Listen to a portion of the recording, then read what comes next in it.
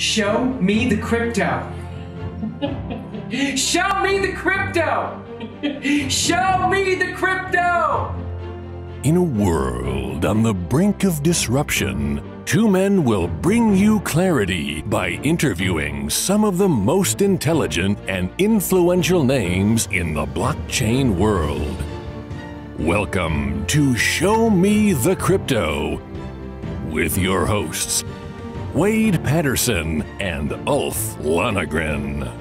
Well, hi there, and welcome to Show Me the Crypto. My name's Wade Patterson. And I'm Ulf Lonergan. We're a couple of friends from Canada who love learning about cryptocurrencies and blockchain technology, and we're happy you're along for the ride. Whether you're a crypto virgin or you know your way around the block, we hope our interviews with some of the most intelligent and influential people in the space help deliver you with value. And on this episode, we're joined by Rajat, founder of Ethereum Push Notification Service, which is a decentralized protocol that allows Ethereum users to receive notifications for on-chain or off-chain activity.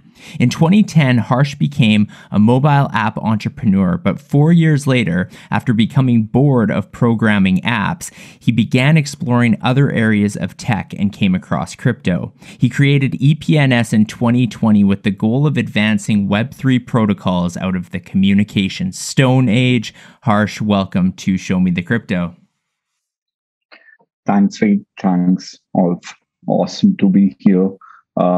You forgot to mention the part where I went into trading and the classic strategy of buying high and selling low. It always works, guys. That is the foolproof strategy. That's right. Buy high. I know that one well. I'm all over that strategy. I feel like you have to be part of this space. That. Yeah. That's awesome.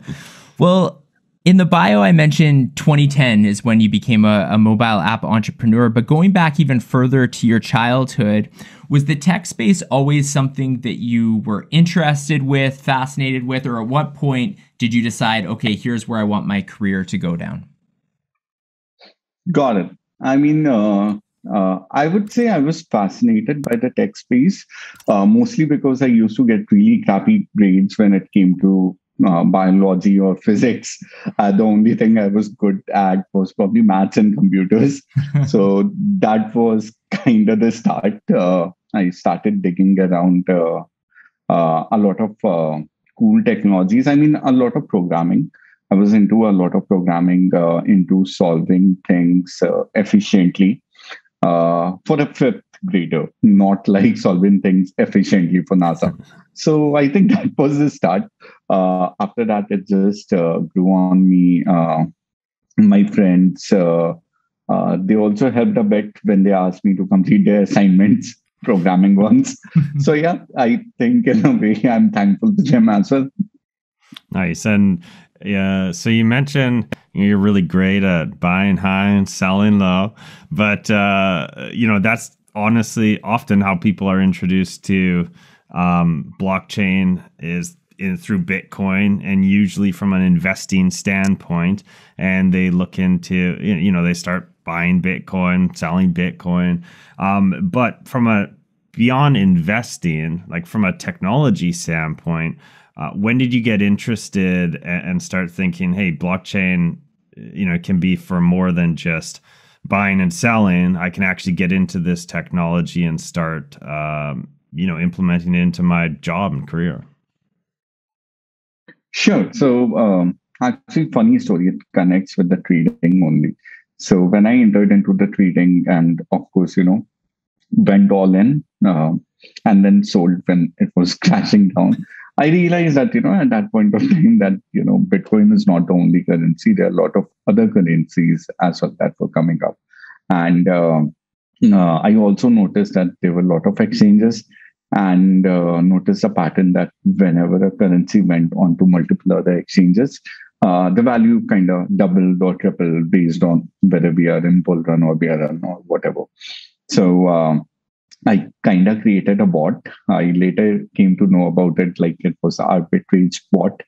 And the purpose of the bot was like crawl Twitter, crawl the news announcement of different exchanges. And if a coin is coming over there, then buy that coin on other exchanges in a weighted manner. So that was how, I started trading well, at least for a little bit. And at that point of time, in 2018, when the bot was running, it used to generate reports. And in that reports, I saw a lot of ERC20 getting mentioned. So that was the time when I dug up to ERC20, found Ethereum, saw that, you can program on this as well. And that was my point, my pivoting point, wherein I realized that, okay, Bitcoin is cool. It's basically a store of value. Uh, it's basically a very efficient store of value, like immutable. But how cool is Ethereum? You can essentially build the next bank over there. So, and yeah, that actually happened, guys. DeFi is here. So I would say I was probably right to jump on at the right time. So yeah, that was my way into Ethereum and programming on Ethereum. Nice. You're based in India, Harsh, and I'm just curious, like, what is the crypto scene like in India, maybe amongst the people who are really involved with it, but also just the general population? Is there a pretty good awareness of cryptocurrencies and their value? No, it really depends on who you ask. Some people are really excited. Some people are fearful. In terms of India, we come in large numbers, so we are still untapped in that sense. Though I read somewhere that India is maybe on the second rank when it comes to investing in cryptocurrency now. So, of course, we are rising a ton. In terms of general people, they don't really understand the tech a lot right now. You just have to tell them that this might replace gold. But that thing is changing a lot. Now, a lot of Bollywood people are entering into crypto. A lot of cricketers are entering into crypto. So, and usually when, these two segments of our industry enter into something, that means that the adoption is coming, because then people get curious and they start asking questions and they start learning. So yeah, it's getting a lot bigger, a lot better in terms of innovation, as well as people coming in and joining the crypto revolution. What about from like the legal perspective? I mean, we've seen headlines in the past about India banning crypto. I don't know the situation today, but like, what does that look like? Have there ever been scares about like being a crypto holder in India? There have been, but even to this moment, crypto is not banned, though there have been scares. In 2018, our Reserve Bank, they kind of said that cryptocurrency are not the legal tender, and people just assumed that they said that it's banned, and because of that, the Bitcoin price in India crashed 50% to that it was globally. So, but yeah, it quickly stabilized after that, because people realized that this is a massive opportunity to arbitrage in a country to country manner. People are still skeptical over here, mostly because the government, they have been taking their times to go through the entire thing, to read a lot about it. To give you an example, people are fearful because in 2018, a study happened by the government of India, wherein the person said that crypto should be banned. And because of that, people are fearful. But the other side, which a lot of people have started to understand, was that between then and now, we have had 10 parliament sessions. And that bill or that thing hasn't been brought into discussion, which means that the government doesn't really agree with it, and they are going into it in a very careful way. So, of course, you have those two end of the spectrum, and then you have the media guys who would pick one or the other. So, yeah, guys, classic FUD in the making, but yeah. And switching gears here, because we want to focus most of the conversation around push notifications and EPNS. But when did you first become aware of the technology behind push notifications? And for the benefit of our audience, do you mind kind of explaining how that tech works? Because my understanding is on something like Apple, that's actually quite a centralized process of how they control what you see. Got it. Actually, yeah. So push notifications, I mean, I got to know about them like 10 years back when I was into mobile apps and games. At that point of time, we were creating a mobile app called 360 web browser. It got quite popular. And because of that, all the technologies that were coming in, of course, we had to cram those technologies into the app. And luckily, or fortunately for me, Apple at that point of time launched their notification service, which we know as Apple Push Notification Service, from where Ethereum Push Notification Service also derives its name from. So yeah, that was my first interaction with push notification back in 2010. Of course, we now know that push notifications, they guide all our lives. Like this, for example, this meeting was a push notification, or any PayPal, Venmo payment, or Amazon delivery, or even the WhatsApp or Telegram chats or FaceTime call. Everything is push notification, or to put it simply, services coming to the users and saying something of importance might have happened to you and what you want to do about it. So yeah, that's Web 2.0 word. But when you come to Web 3.0 word, we were still struggling with the fact that our loans are liquidated and we have to refresh the app again and again and again. Or someone sends us a crypto, we will not get to know about it.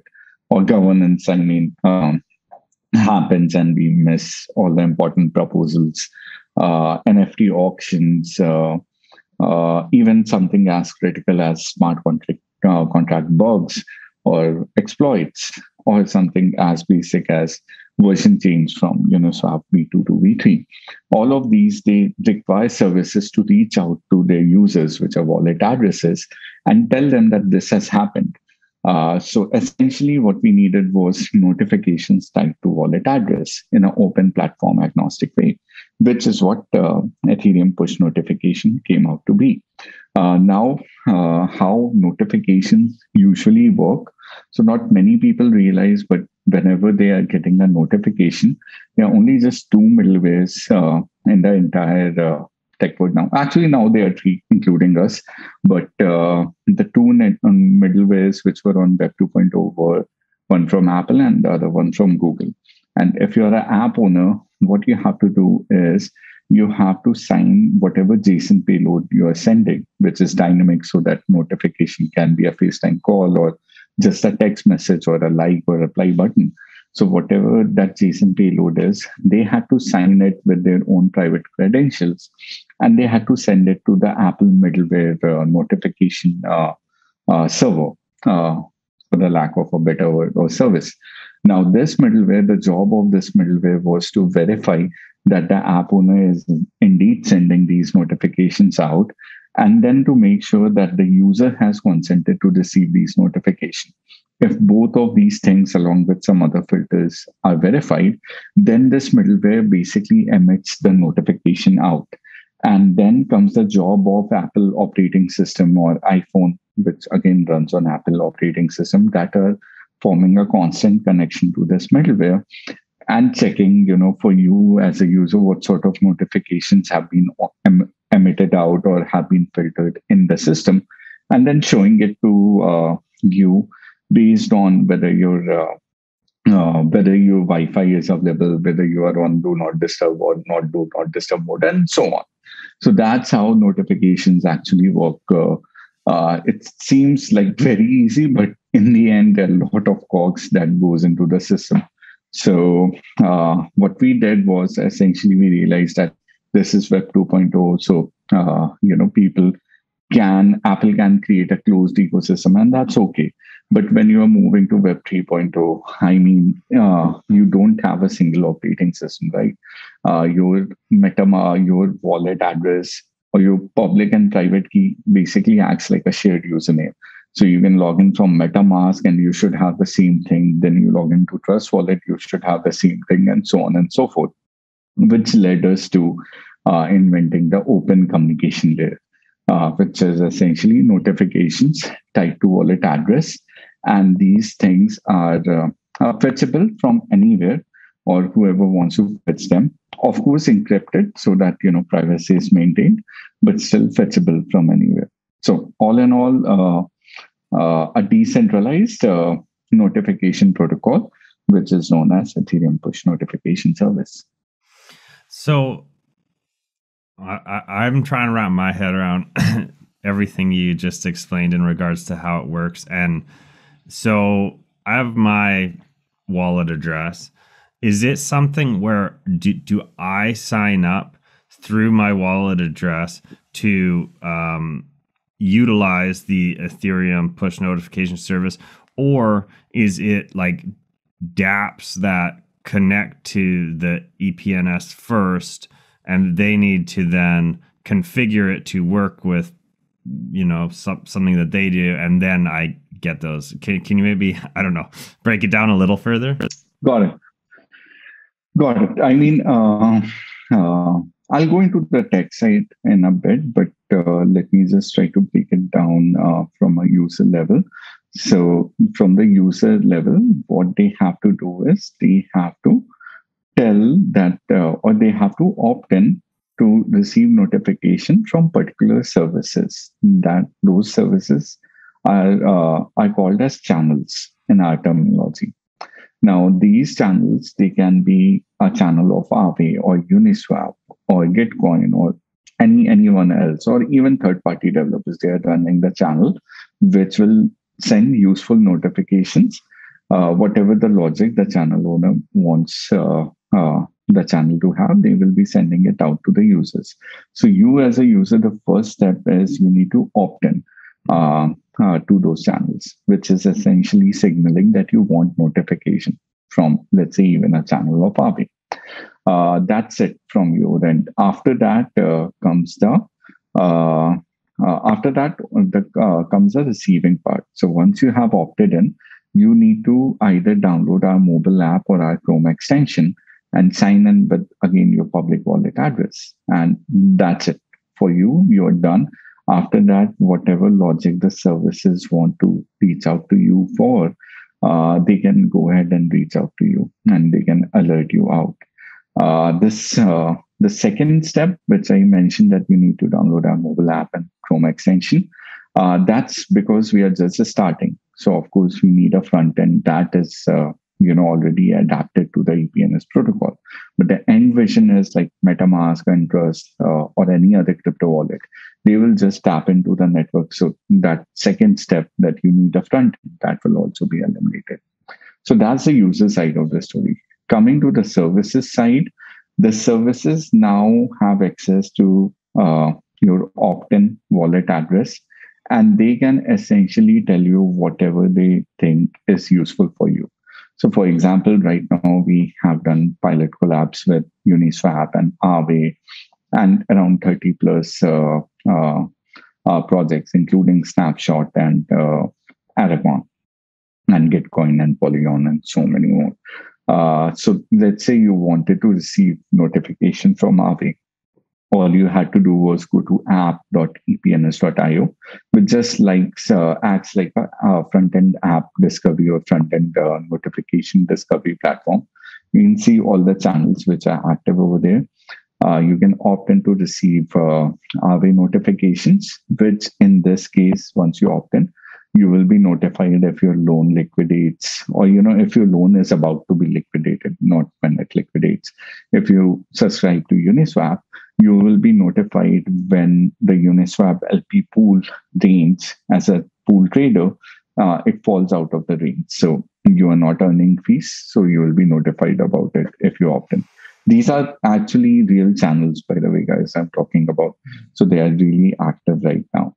You can even go opt into Wallet Tracker, which when you opt in, after that, whenever you receive ETH, you will get a notification that the ETH has been received.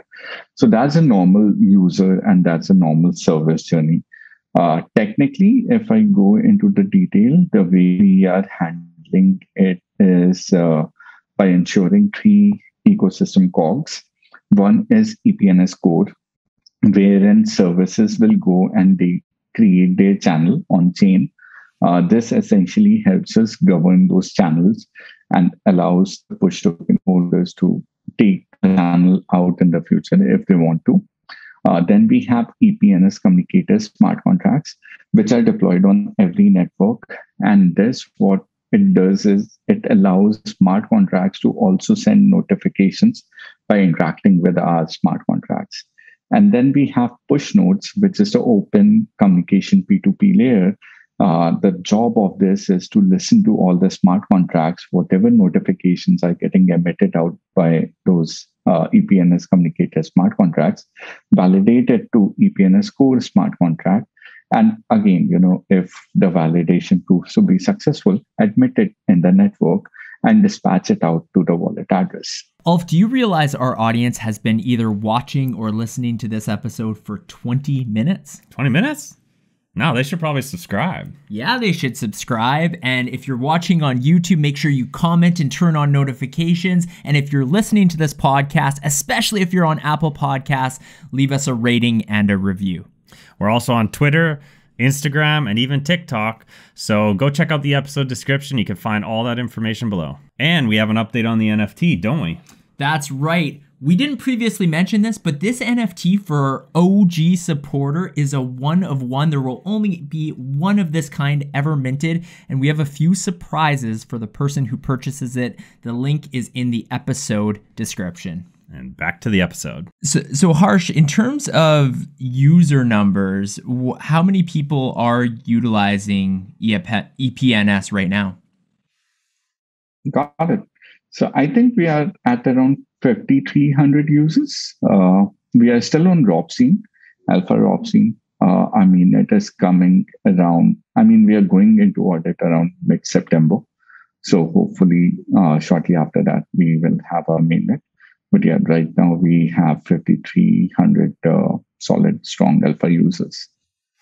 It's such an it's so interesting to me that, like, for example, there's 5,300 users, which, like, that's awesome to see that it's picking up steam and that there's a good chunk of users who are utilizing the service. At the same time, it's like, this is such a necessity. If you've used any sort of, say, at the very least, a DeFi app or DeFi project that's on Ethereum, like your example with Aave, the fact that you cannot by default get notified if your loan is about to get liquidated is pretty crazy. Like, and it just really brings to, when we're talking about this subject, it's great. It shows how important it is to have a push notification service. Do you think at some point there's a way for EPNS to just become, I guess, more embedded by default into the Ethereum ecosystem, where maybe users don't have to become aware of it to then opt in, but rather it's presented to them when they first create their wallet or something like that? Actually, Olf, that's such an amazing question. The way we have designed it is exactly like this. Of course, we are providing the catalyst by providing our app discovery platform and our front end. But in the end, it's going to be almost like this. Like when you go to Aave front end or Aave smart contract will interact with our smart contract or directly to our push nodes for the user's behalf. The user will not get to know about it. MetaMask or Aave at that point of time, they will pop up that, do you want to be notified? And the user can say yes or no, and that's it. After that, when they go to MetaMask, what we envision is there will be a EPNS protocol notification bell, and the user just have to click on it and they will have all their notifications. And when they change their crypto wallet, again, that bell will be there. We want the bell to be everywhere, guys. So yeah. Awesome. And so on the EPNS website, there's 3 words under the logo: subscribe, notify, earn. So where does the earn part come into play? Awesome. That's a very cool question, Reid. And there's a very cool game theory and DeFi attached to it, which was why, when we first started, we used to call ourselves a communication middleware plus a DeFi protocol. And people were like, how? so, uh, that's the thing. I mean, the DeFi part or the earn part comes from the fact that these services, when we are talking about, we wanted everyone to act in a good faith into the protocol. And, in blockchain, how do you ensure that a person is able to act in a good faith? You ask them to stake something. And that basically makes sure that their personal or financial incentives are aligned. Same with our protocol. A service wants to send notification. The very first thing they have to do is they have to activate themselves on the protocol. And the way they can do it is by depositing 50 DAI or higher. Now, once this deposit comes into the protocol, what the protocol does is it directly lends that out to Aave. Of course, Aave is a DeFi platform, so it starts generating interest, and now the protocol is earning that interest. Now, when you as a user come in and subscribe to that specific channel or specific service, we or the protocol make sure that you get a part of that interest. Therefore, you are getting a passive earning from the activation fee of the service. And what's more, the service can then use it to conduct even marketing promotions in the future. If they want more users, they can increase their staking fee, thereby increasing their interest earned, thereby drawing at least some users out to try their protocol out. Is that how the push note or the push token is involved, or can you explain the purpose of the push token? Sure. So that's not how the push token is involved. Of course, when you are redeeming things or redeeming this interest, we will probably be converting it to push tokens and giving it out to you. But the push token is essentially involved in three things. The first thing is governance, guys.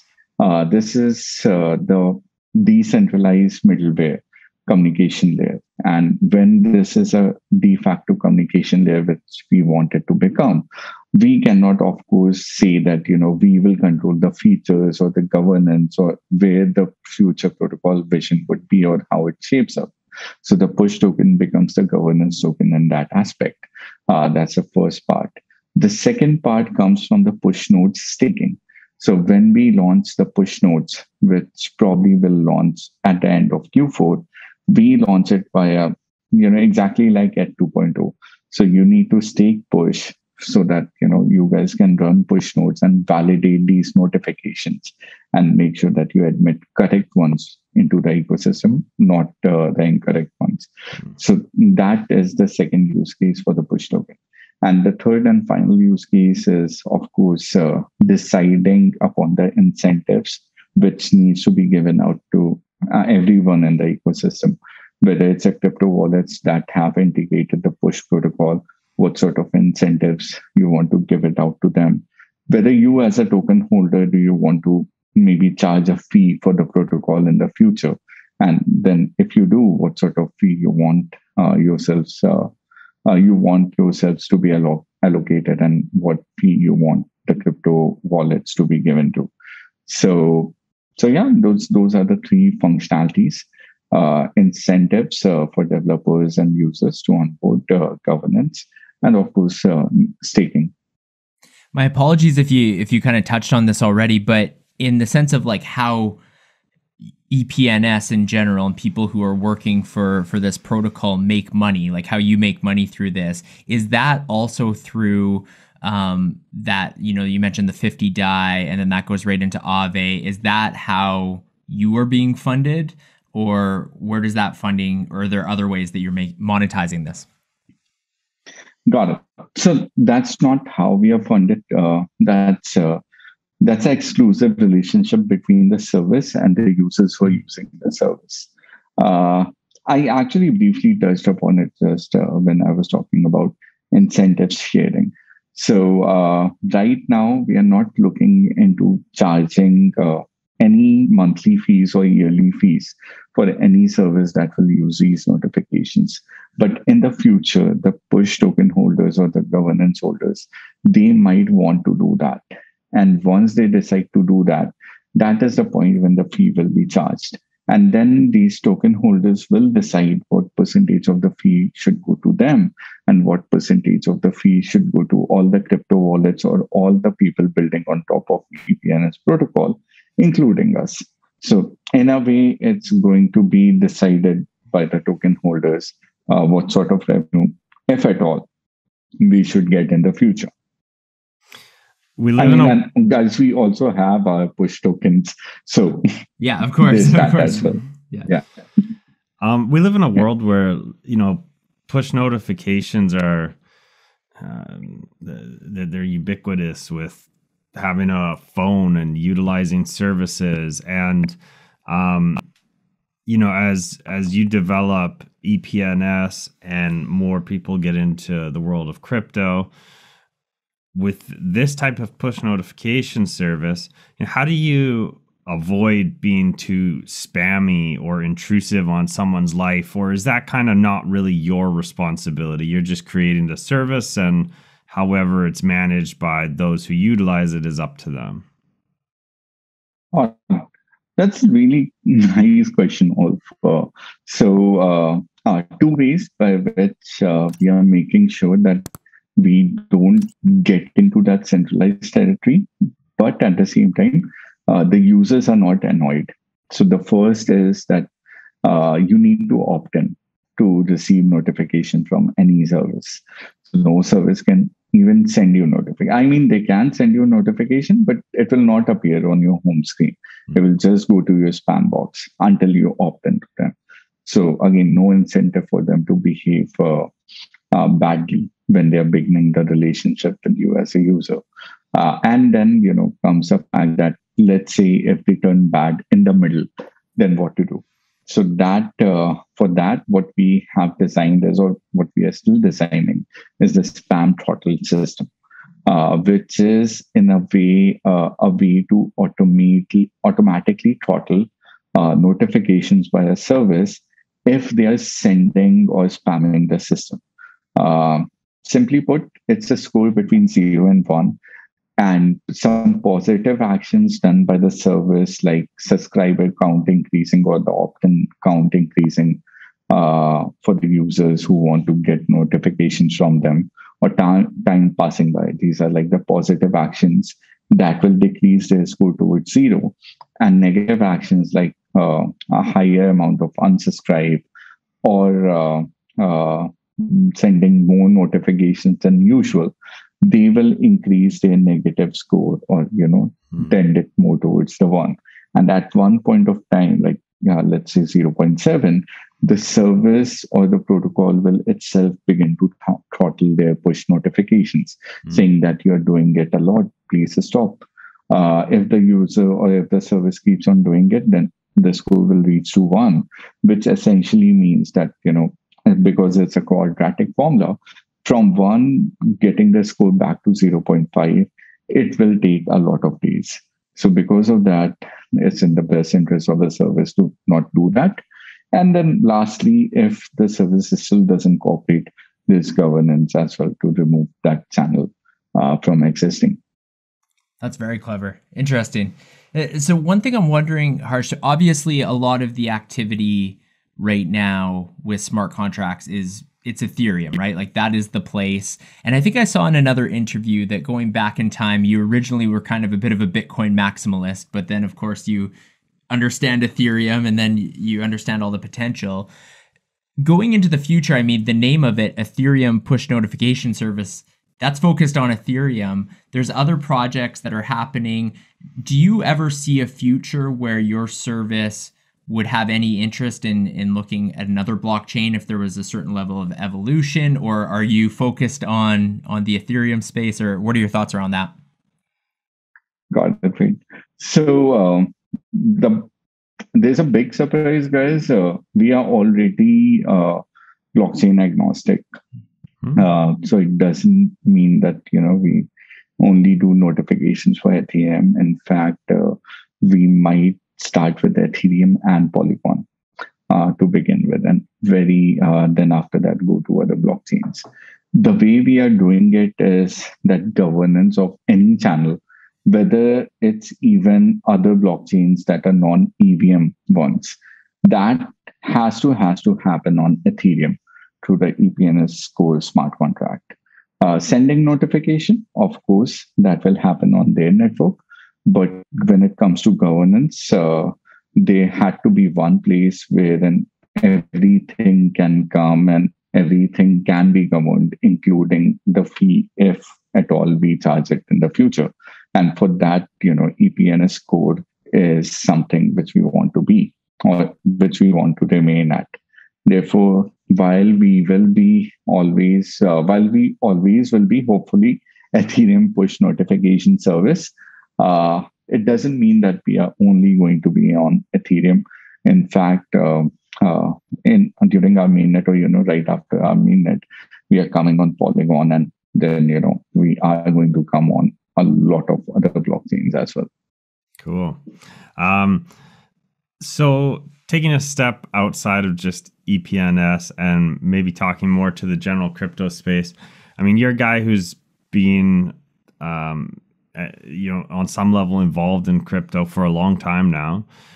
How have you seen the crypto space evolve, and where do you think we're going from a technology standpoint over the next 10 years? Got it. I mean, coming from a guy who has seen few bull runs and few bear runs, it doesn't feel that scary now when they happen.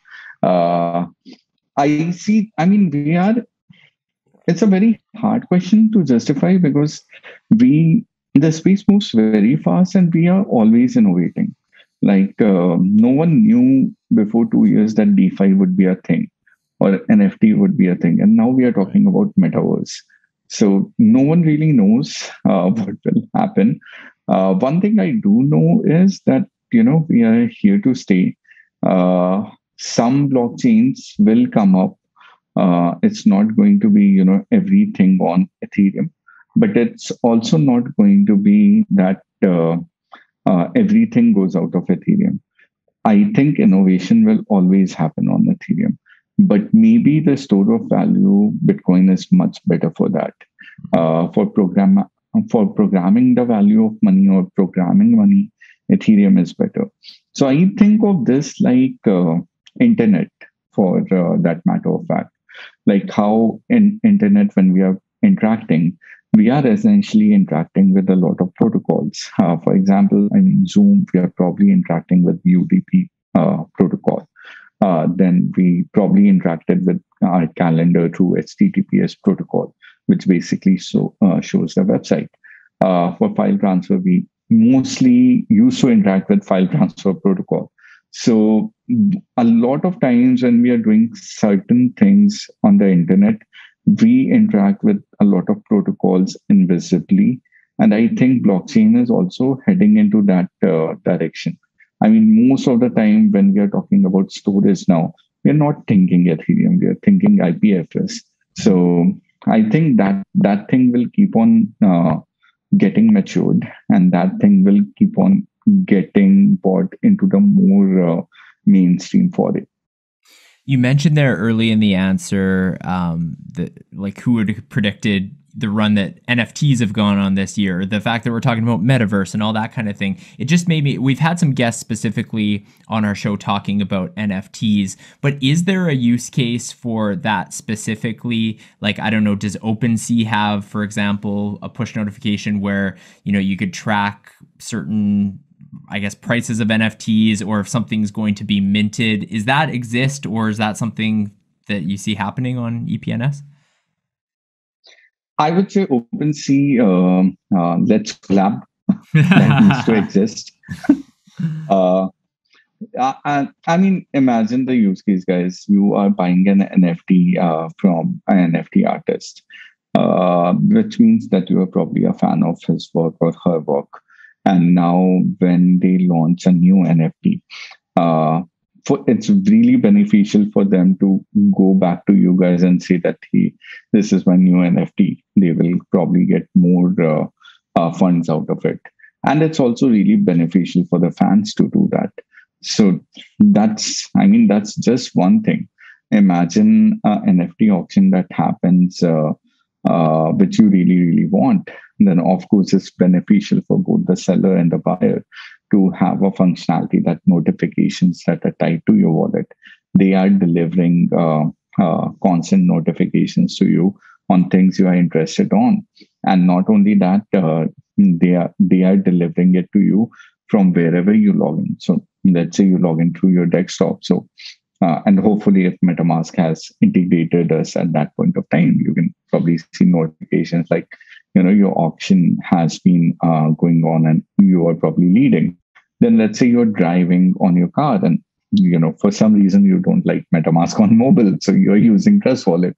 And at the same time, you can still see those notifications because you are using the same wallet that, hey, someone outbid you and, the auction is going to be ending quite soon.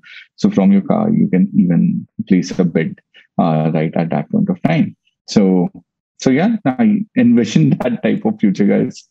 Awesome. Well, Harsh, you've done such a good job explaining how EPNS and just push notifications in general work. You've done a really good job of that. And for me, I agree with Ulf. I think that this is something that is essential. I can't tell you how many times I've just happened to stumble upon information deep in a Discord where it's a massive piece of information, whether it has to do with NFTs or an airdrop or something that if I hadn't stumbled upon that would have had a big financial impact on me one way or another. So I think that this is a very essential service. Stoked that you're working on it. But we like to end every episode of Show Me the Crypto with the same 3-question segment that we ask every guest, and we call it You Had Me at Crypto. So Ulf's going to ask you these last 3 questions, Harsh. Okay, Harsh, you ready? Yep. Awesome. So the first question, who's your favorite person to follow in the crypto space? I want to say someone crazy, unique. I don't want to pop out and just say Vitalik. Kevin Owaki. Crazy and unique and genius at the same time. Yeah. Nice. All right. Question 2. What will the price of Bitcoin be 10 years from now? 1 Bitcoin will always be 1 Bitcoin. I would not go into pricing that much because, again, buy high, sell low, guys. So probably it's better. That's awesome. You're saying you're not qualified to answer that question. Yep. All right. 1 Bitcoin equals 1 Bitcoin, guys. That's it. Okay, fair enough. The third question, what is the most underrated coin or project in all of crypto? Other than EPNS. Awesome. Awesome, Wade. Glad you plugged that in. One coin which is underrated. Yeah, that's a toughie. If it was, I would have probably bought them. I cannot really think of underrated coin per se. I would say that there are few projects that are upcoming which don't have coins, but I think they are needed in the industry. So there's Piconomy, which is kind of like meta transactions, or auto, and then there's Gelato, which is automated transactions, and then I think these 2 projects are something which I'm eagerly awaiting. Not a financial advice, guys, to invest in them, but yeah, underrated. I would say maybe Matic and Ethereum. They are also underrated, depending upon the vast ecosystem they have built. But again, no, not the financial advice, guys. So yeah. For sure. That's always the disclaimer on all of these episodes, not financial advice. Well, Harsh, you've done a fantastic job on this interview. Thank you so much for joining us on Show Me the Crypto. Thank you. Thanks, Wade. Thanks, Solve. It was a pleasure to be here. Thank you for listening to Show Me the Crypto. Please make sure to subscribe as well as rate and review this podcast.